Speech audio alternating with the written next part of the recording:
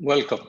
Um, I have decided to make a set of videos for what I call the pre-DI years, which are the pre-disruptive innovation years from 1957 to around 1985. So a period of about um, 28 years. The period after that, from 1985 to 2019, is covered in the disruptive innovation videos. So I'm going to start with the years from 1957 to 1965, when I was in the single digits. That is, I was less than 10 years old. And even before I talk about those years, I'm going to give you a little bit of an idea of our family background. Now, these sessions are primarily made for my children and my grandchildren.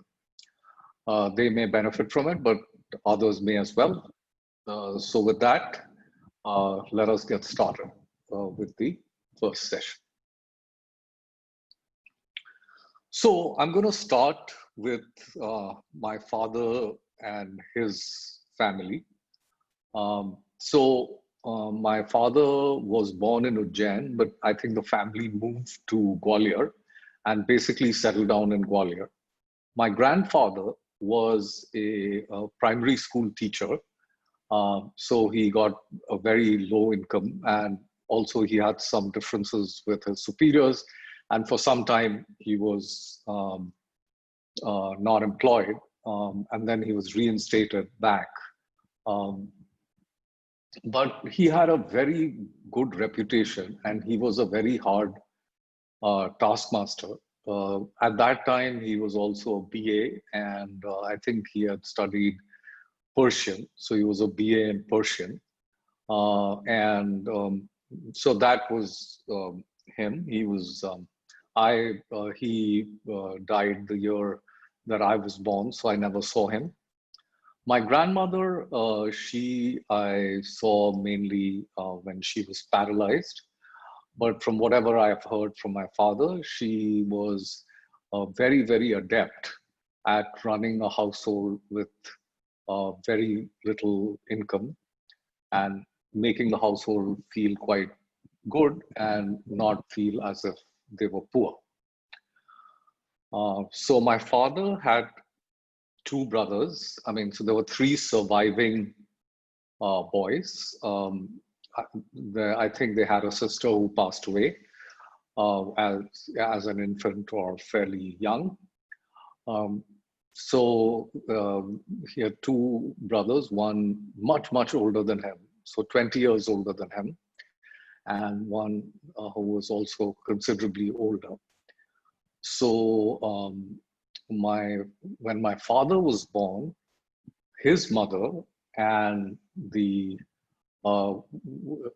wife of the eldest brother, the eldest brother had delivered a baby about 2 or 3 months, or maybe around the same time.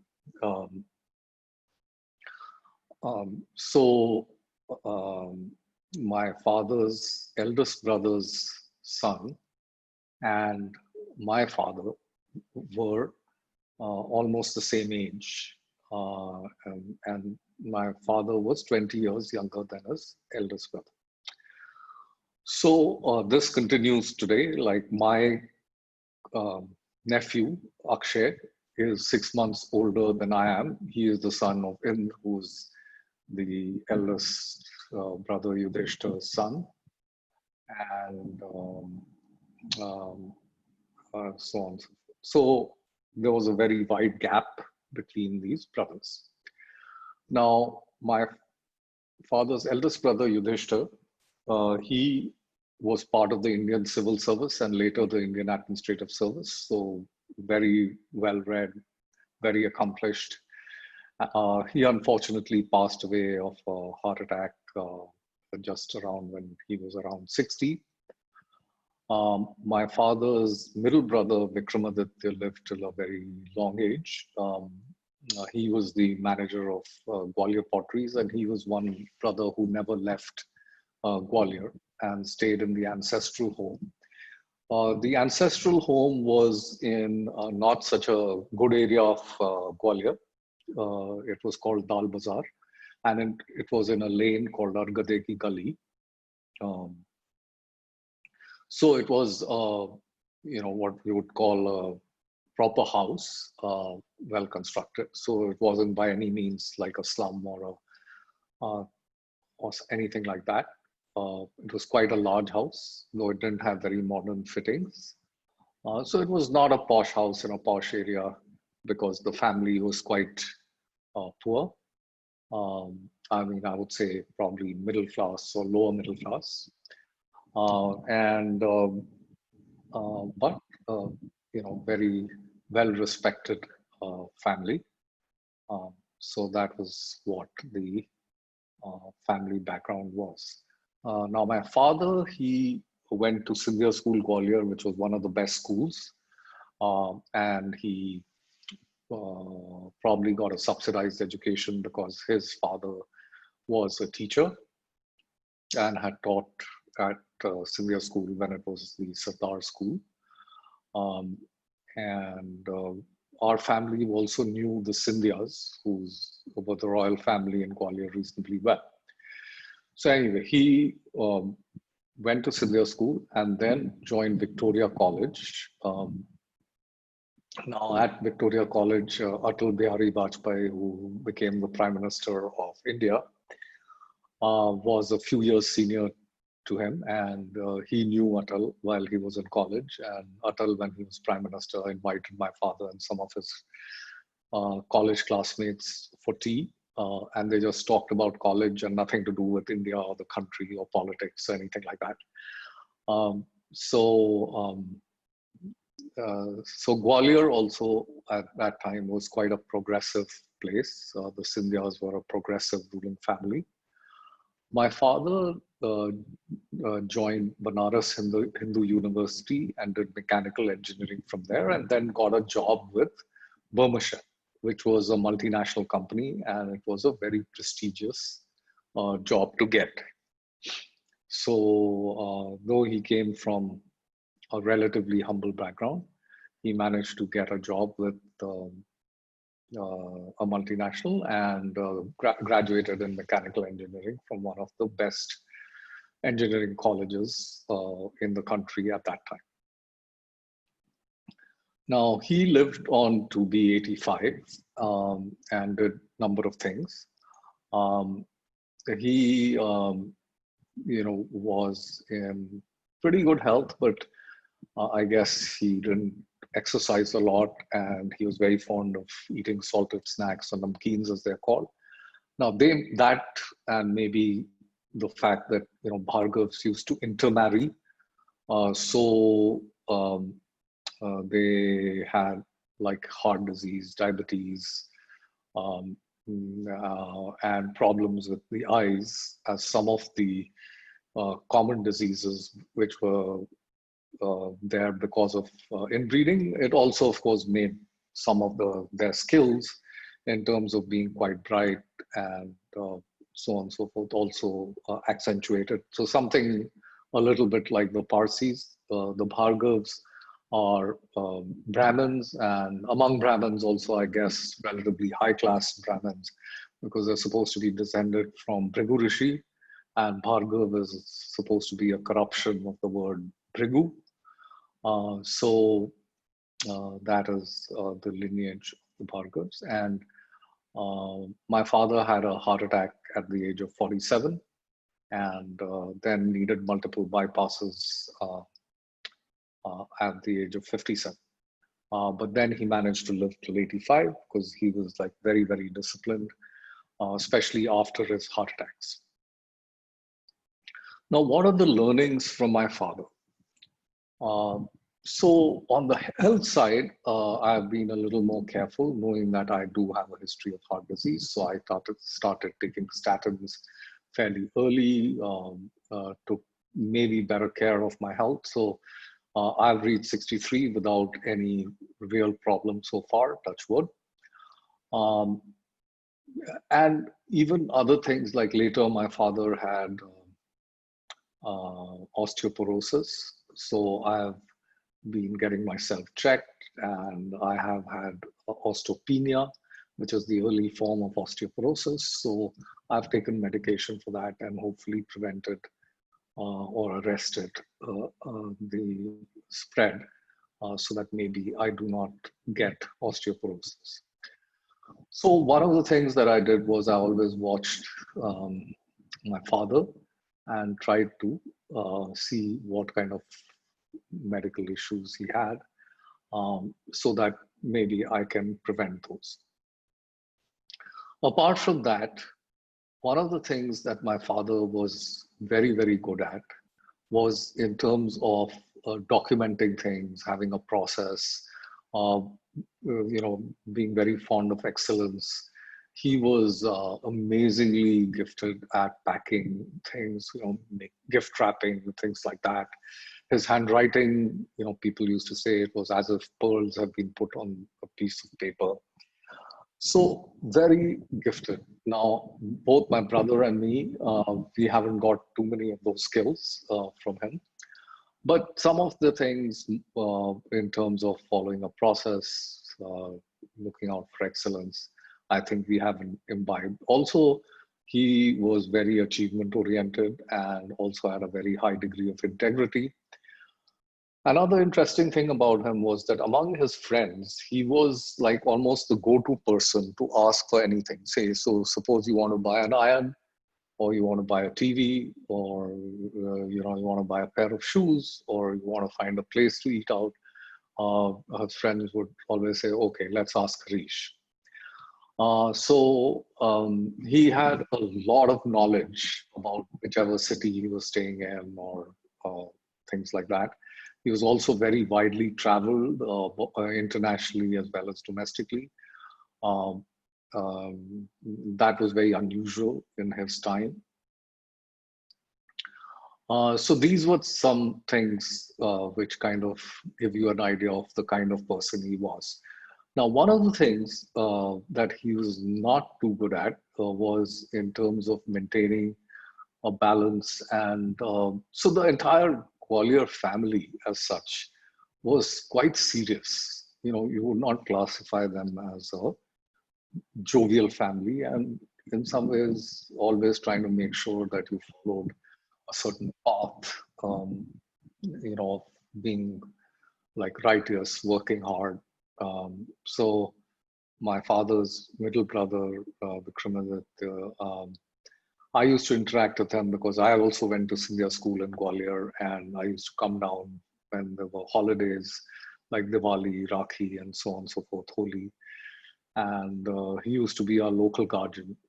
So when we came down, I was always pushed in front to ask him, can we go and see a movie? And then he would tell me why watching movies is bad and how I should speak in Hindi and so on and so forth. So it was a pretty serious family. Now, so in terms of also balance, so my father, because he traveled a lot, he bought very nice toys for us. I was fond of cricket, so he bought a cricket set called Balina, which actually had a ground. It had fielders, plastic fielders. It had a plastic chute which you could bowl from, and you could adjust it and bowl fast and spin. And there was a bat which you could maneuver with a thread. So it was a really interesting game. And similarly, he had other electronic toys which he had got for us. But what he did was that he used to lock these away in a cupboard so that we couldn't play with them whenever we wanted. And once in a while, he would give them to us. And then it was a kind of a treat because he was worried that we would break the toys. So it wasn't like a free flowing kind of household, very disciplined. He was quite strict. I guess more strict with me than my brother. So that was the way he was. And one of the things which I don't think he did very well was that after he retired, he did not grasp that as he grew older and older, he became less relevant because he was not in the flow of things. So the knowledge that he had gained, he still wanted to like be an expert or give advice and things like that, while the world had moved on. So this thing of saying that, look, okay, I'm not going to be as relevant as I age, and maybe I need to adjust, was not something that he did very well. But like I said earlier, one can learn from strengths and one can learn from weaknesses. So as I go in this whole video series, I'm not going to give like glowing accounts. So I'm going to talk about strengths and weaknesses because I think that's a lot of fun to talk about, give unvarnished accounts and see what learnings come from that. Then coming to my mother's side, now she was from Kishangarh, which at that time was a small village, 16 miles from Ajmer. Now it's a reasonably large town, very famous for its marble, but at that time it was a pretty small village, which maybe had a few shops, and then we had this huge mansion, which was probably a warehouse converted into a mansion called Patni Bhavan. It was near the rail tracks, and it had 52 rooms and on a couple of floors, and with a huge courtyard in the middle. Then there were many heads of cattle, many employees, many servants. And it was like in the traditional sort of Rajasthani style. There was food almost all the time.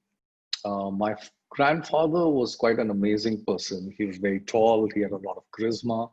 His wife, on the other hand, my grandmother, was 4 feet 10 inches. They were a little bit of an odd couple.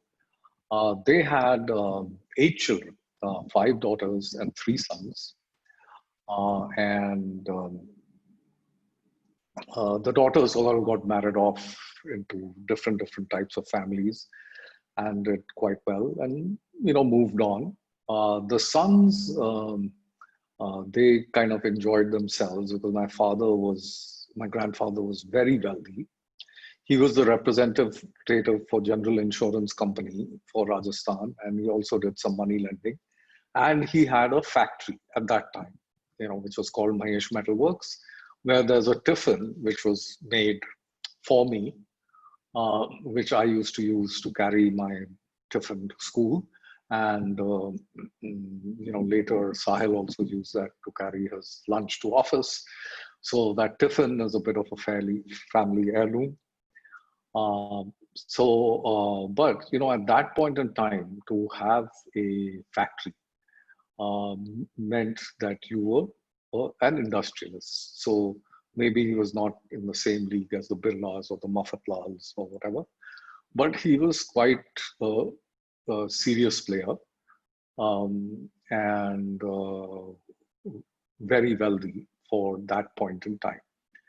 Now, his sons knew that he was wealthy, and they sort of enjoyed themselves at the club. There was a small club in Kishangarh called Sumer Club, and they were fond of playing cards, fond of alcohol, and some of them actually succumbed later to alcoholism and died fairly young. But they ended up not building on the wealth of my grandfather, and actually in one generation more or less destroying them. Now their children, on the other hand, have done quite well. These are all my cousins, and as you can imagine, I have a lot of cousins. A lot of them are now settled in Canada, and some of them are settled in Delhi. So these are the 2 major concentrations of the Kishangarh cousins. Now, what are some of my mother lived for about 69 years and died of breast cancer. So what are some of the learnings from my mother? One was that when I was a baby, she, for some reason, felt that I must have my orange juice. So wherever I went, whether I went to Kishangarh or I went to Gwalior or I was in the four metros where my father was posted, like Bombay, Calcutta, Madras, and Delhi, I had to have my orange juice, and she would go to great lengths to ensure that there were fresh oranges and they were juiced, and I had that. The other thing was that I was a bit of a difficult baby because I wanted to listen to stories, and my mother had to narrate stories to me. And the stories had to be the same. She had to repeat that same set of stories again and again with no deviations.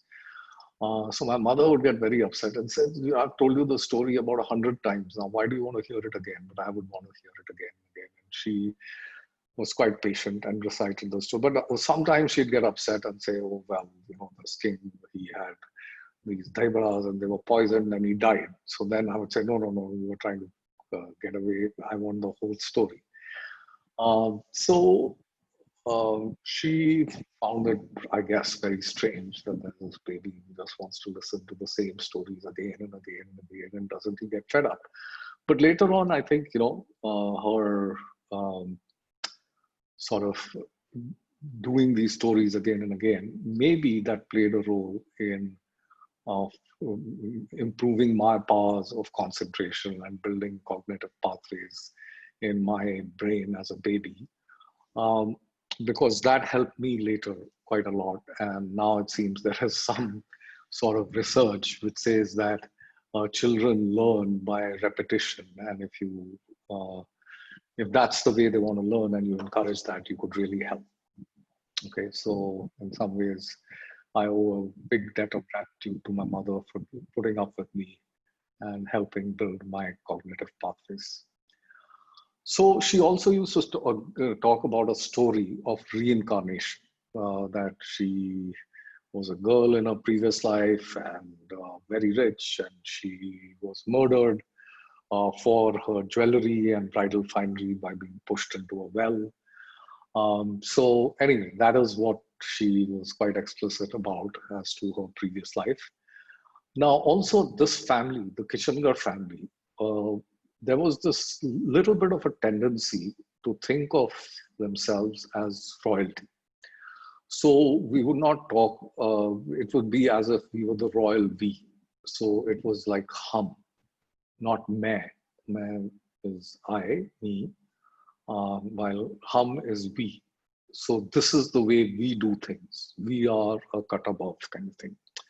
So she was also a little bit like that because she was from the Kishangarh family. But she was a very free spirit. And to explain what I mean by this free spirit is that when she got married, she was in the train, and the train was about to leave, and there were people there along with my father and her, and the train was about to leave, and she felt thirsty. So she said, Harish, get me a glass of water. And everyone was stunned. Because normally at that time, you never referred to your husband by name and you never ordered your husband around. In fact, it was more the other way around.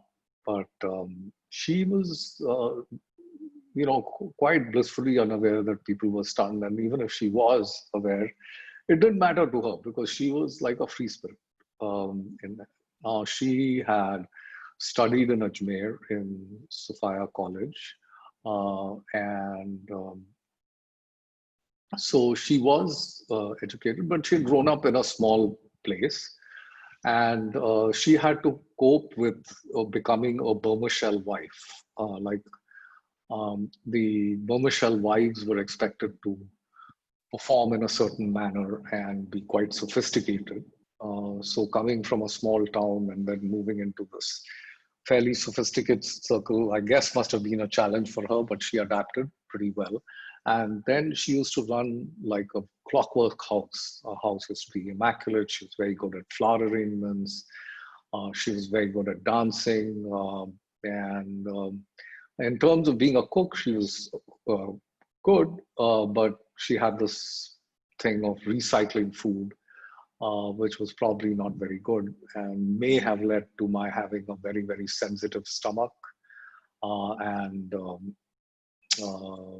being very thin as a child and not very healthy. But who knows? That may have been due to other things. I mean, India was not necessarily a very clean place at that time, though we lived in the metros. She also had a lot of inner strength. So that we came to realize when she was diagnosed with terminal cancer. And we were feeling all quite sad. And she said, "Why are you all feeling sad? My only concern, I've had a very great life. My only concern was that after I'm gone, who will take care of your father? And since you guys are here, you've shown that you care. So that concern has gone away. Why should I feel bad? If it's my time to go, it's my time to go. And, all of us have to go at some time and, it's fine. And, why should I say, why is this happening to me and why me? Because if I just look around myself, there's so many poor people, so many people who have wretched lives, and I've had such a blessed life. So, I'm quite fine with going. And she also was quite beautiful and proud of her looks in a little bit of a vain way, in a way. So she wanted to be buried, or cremated rather, in her bridal outfit.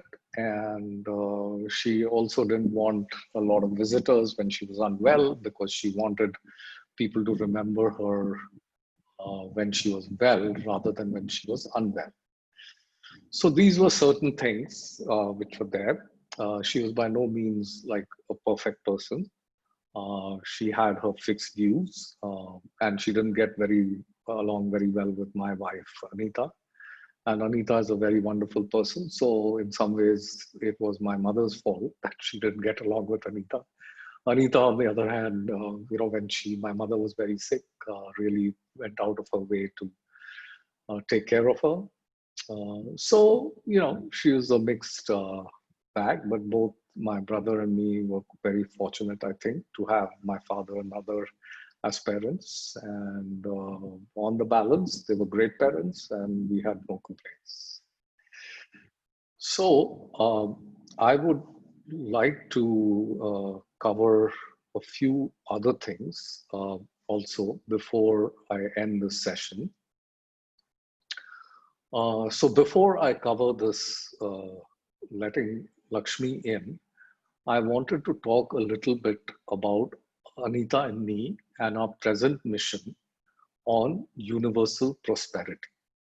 So we have a page which lists out our things on how we want to try and nudge the world towards universal prosperity, and how we have made this our dharma. Now, that has a collection of books and videos and articles that we like, and some of our writings. We also have this YouTube channel, which you can look at. So these days, it's wonderful how you can document a lot of things. So on universal prosperity, like I said, we made it our dharma. So I just want to explain the concept of dharma and the Gita a little bit. The Bhagavad Gita, which my son Sahil made me read. One of the things that I regret is that I read the Gita only when I was in my early 60s. I should have read it when I was much younger. It would have helped me a lot. In the Gita, there is this concept of dharma, and it's explained with a story really well. So the story goes that a sage was sitting on the bank of the Ganga and meditating, and he saw a scorpion drowning. So he rescued the scorpion and put it on dry land, and the scorpion stung him. And the sage, of course, continued meditating. Later, again, when he sort of looked, he found the same scorpion drowning again. So again, he rescued the scorpion and put the scorpion on dry land. And again, the scorpion stung him. So passerby said, "You look to be a wise person. Why are you rescuing this wretched creature?" And because this creature stings you every time you rescue him.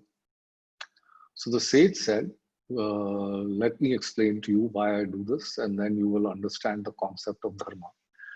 So it is the dharma of the scorpion to sting. So the scorpion is following its dharma and doing nothing wrong. And it is my dharma to rescue. So I am also following my dharma, and we are both following our dharma. So in our context, when we talk about universal prosperity, we are aware that the world may move towards a doomsday type of scenario, and we may never have a universally prosperous world. And there may be many people who are very poor, or become drug addicts, or have faced different challenges and are not prosperous. Because prosperity is health, wealth, and contentment. So we are well aware of this. And the other thing is, people could tell us that, who are you, you to talk about universal prosperity? You're no guru and whatever. So we recognize that, and these are a little bit like the stings of a scorpion, where people try to deter us from following our dharma. But if we believe in our dharma, we will carry on irrespective of what other people say. Okay, so that is one thing which we hope to do in whatever time we have left on this earth. The other thing that I want to talk to you about is how important having the right mental mindset is. So this is what I'm calling the growth mindset. Now, the growth mindset is something that a person called Carol Dweck has written a lot about, and link to the book is on our prosperity page. But essentially, what it means is that you don't do things to please other people, and you don't get worried by failure. So I was always a very high achiever, and I was worried that if I fail, what will people say? I will be letting people down. So I was very apprehensive, and that caused me quite a few mental issues, or as I have moved on in life. Now, had I pursued a growth mindset, saying, okay, I tried this challenge, I didn't do all that well, I would have probably taken on bigger challenges, and maybe I would have failed, but in that process, I would have grown. And the failures would not have affected me personally. So it's very important, I think, that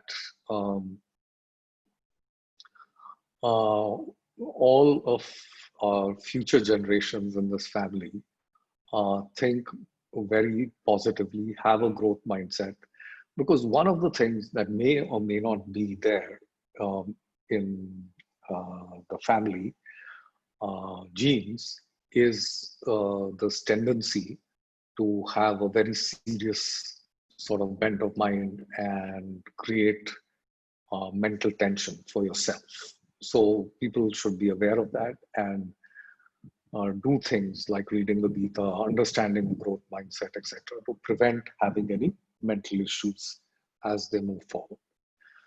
Okay, to end this last point about letting Lakshmi in. So Lakshmi is the goddess of wealth and is said to knock on people's doors, but at times people don't open the door and let Lakshmi in. Now, if we look at my father could have bought these two properties in Mumbai, which would today be worth a lot. Samudra Mahal was constructed by the Scindias, and Madhav Rao Scindia, who was a good friend of my father, said that my father could pay whenever he was able. So at that time, there weren't mortgages and things like that, which were very easily available. But he told them that, okay, just pay for this house whenever you can. And, so it was like getting a mortgage on very, very easy terms. Probably even an interest-free mortgage kind of thing. But my father never took it because he didn't want to have an obligation. And then this other house on Altamount Road, which was again a very posh area that we would stay in, which was a Burma Shell house. But as Burma Shell was getting nationalized into Bharat Petroleum, they were offering these houses to their executives, and they could buy them at what was not cheap at that time, but something that you could stretch for and take a loan for, but my father didn't. And now these two properties could have been worth a lot. So Lakshmi was knocking, but he didn't let her in. Now, if I come to myself, there were two stocks that I'd owned. One was iFlex, which I got when I was working with Citibank, and this company grew many, many times. I benefited, but I sold a little too early, and had I held on for 3, 4 more years, though I got a tidy sum, I could have got 4 or 5 times more. Similarly, with PayPal, I sold early, and had I held on to my stock, then in June 2020, that stock would have been over $100 million. So while my financial position is quite healthy, it's not in the triple-digit millions, which it could have been. So that was another opportunity. Now, aside from these, I'm just trying to say, and these are general opportunities which are available to a lot of people for wealth creation. People could have invested in companies like Google or Tesla in the US, or companies like Infosys or TCS in India, and created a lot of wealth. So I knew Elon Musk. He was doing Tesla. I knew he was volatile, so I was a little concerned that maybe Tesla won't do very well. But knowing Elon, and if I had a faith in him, then I could have benefited a lot. Similarly, for Google, I was one of the very early users of AdWords, so I kind of knew how Google might be monetized. But when it IPO'd, I felt, no, I'm not too sure. So I didn't buy any Google stock at the IPO. Again, that would have been a real wealth creator.